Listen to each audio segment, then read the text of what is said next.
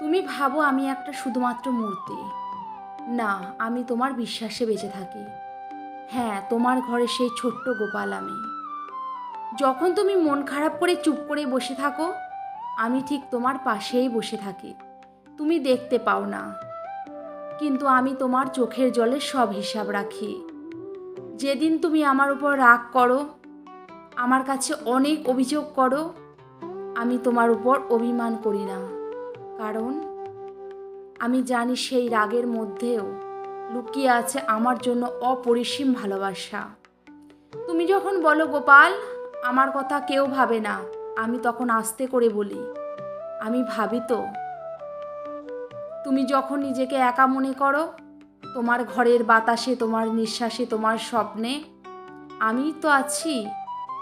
আমি বড় কিছু অলৌকিক করি না, কিন্তু আমি তোমার মনে শক্তি দিই যাতে তুমি নিজের লড়াই নিজেই লড়তে পারো। দুঃখ এলেও ভয় পেও না, মন দিয়ে শুধু আমাকে স্মরণ করো। আর ভেবো তোমার সাথে তোমার গোপাল আছে, রাধা রাধা।